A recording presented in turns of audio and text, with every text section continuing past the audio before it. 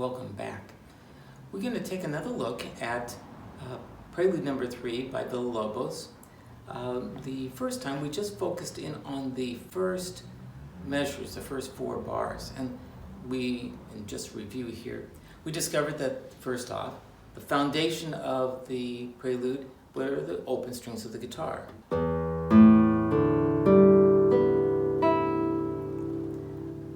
What we also discovered was that the harmonic structure of the opening part alternated between a group of notes that were following the circle of fifths as well. The opening 2 notes we have sounded, even though there were 6, in harmonic tension. And the second note was the consequence of the appoggiatura. That little motif in the very beginning is going to permeate the entire work. So we'll watch for that. The interval between C and B is a minor second.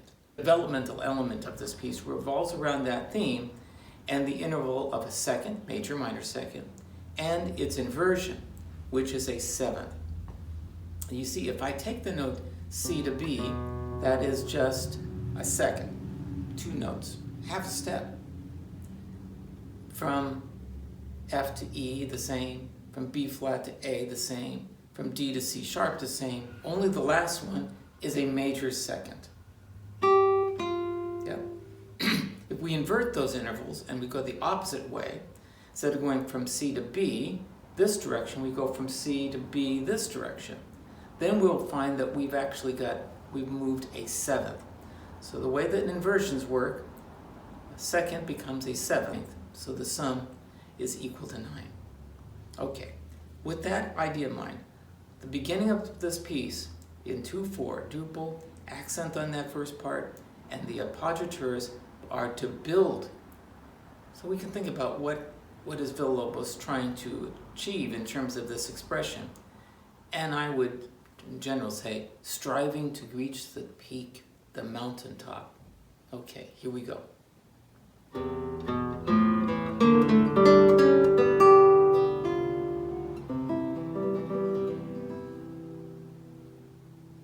Yes, we reach the mountaintop on the C major 7th chord and we have a lovely view. Then he goes back down, and as we learned last time, the notes that follow are the same chord I just ended with, except they're in 3 groups of 4.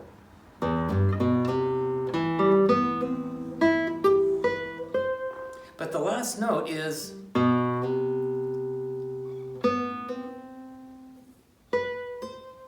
again that minor second. Yeah, but this time going up instead of going down. So again, let's listen to the beginning part with crescendo, and at the very end it says rallentando.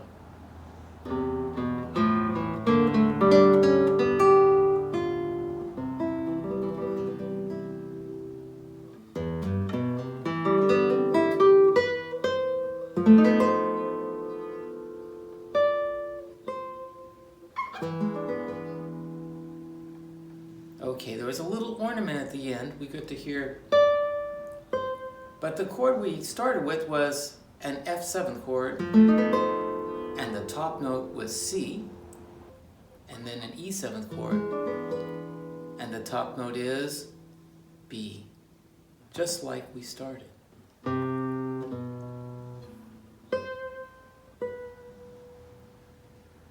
Now we have the next set of 4 bars, and he does something similar, but instead of having minor seconds predominantly, it's major seconds.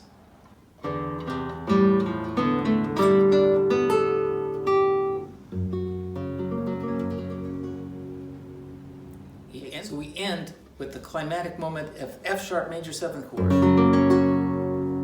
and after that it turns into an F7th chord.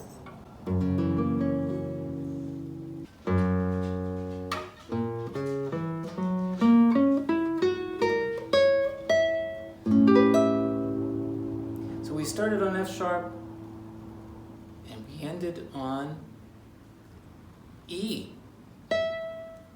Yes, again, still manipulating these grand intervals within the structure. And then we have a diminished seventh chord that he introduces at that peak, and he's going to use parallel half-diminished seventh chords up and down the fretboard. But keep in mind where we left off. We started on E, and now he's going to proceed going back down.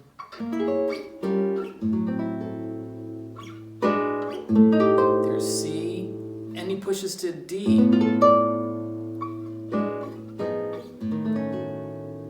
And up to... And then we hover on B, and listen carefully. We got C, B, D, C, B, A, G.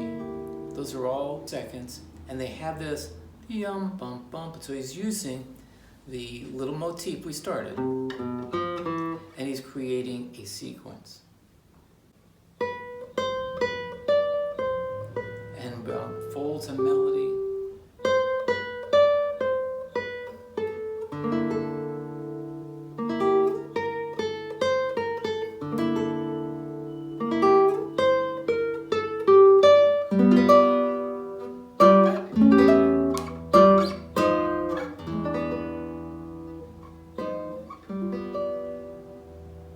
And then he repeats that same idea that we did with the F sharp, and he does it with G, and we have a G seventh chord.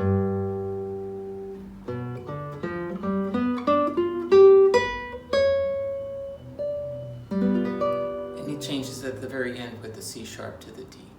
And again, we have these dominant seventh chords.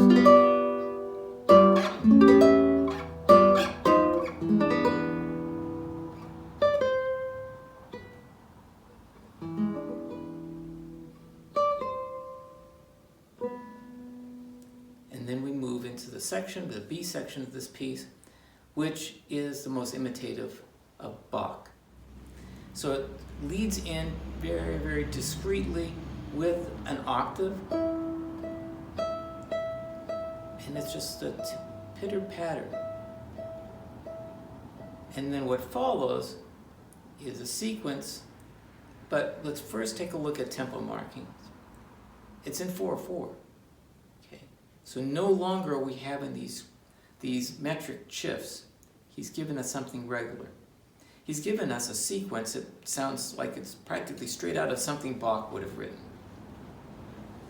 And it says molto adagio, so very slow, and very sweet, and espressivo.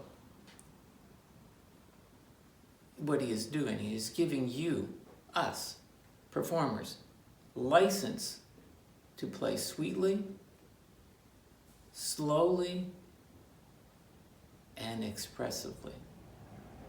In other words, do something with these notes. This is not a metronome.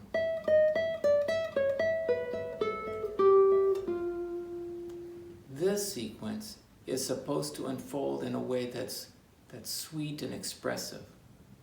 So I would submit to you, this is my opinion, is that he's inviting you to swing a little bit, stretch a little bit, the rhythms that are there.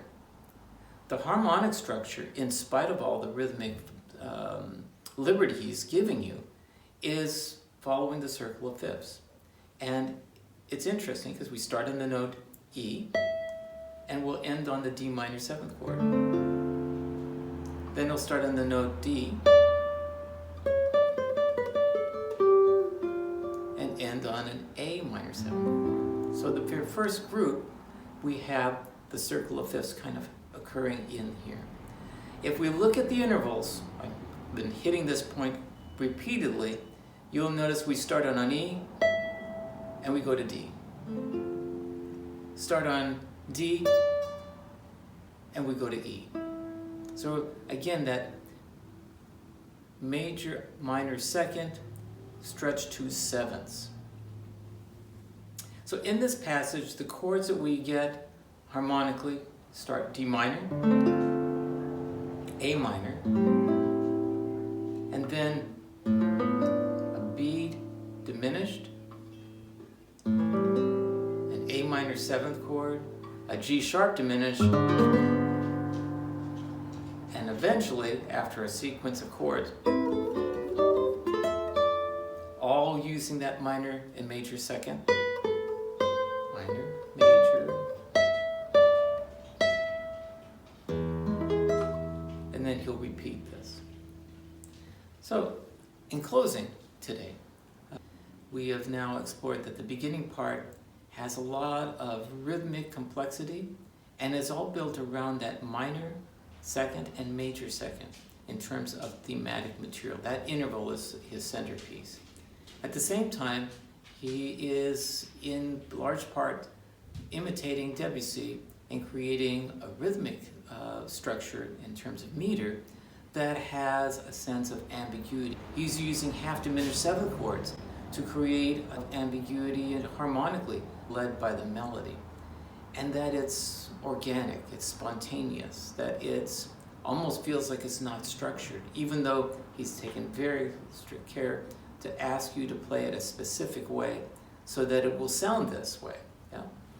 Okay, so the last part, think about how many ways you could actually make this little sequential idea sound interesting.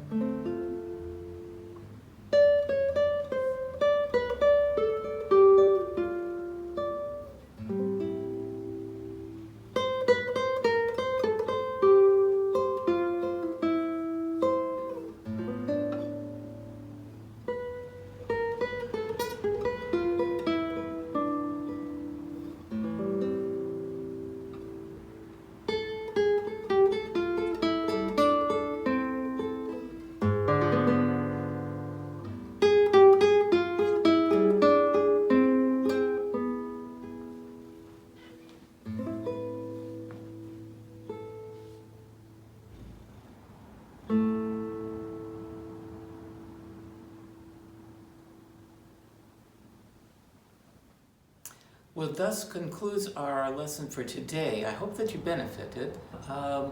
Being able to see a little bit of how a composer can take a small idea, as small as a minor second, and make a really profoundly beautiful piece of music. And there's a lot of detail in this piece that you may have missed, and hopefully I've been able to reveal some of that to you, and that you'll benefit from it, not just simply knowing that the piece is wonderfully constructed, but that it's all meant as an expression from the heart. So, my best wishes for your practice, and I look forward to one day hearing you perform this piece as no one else can. Thank you.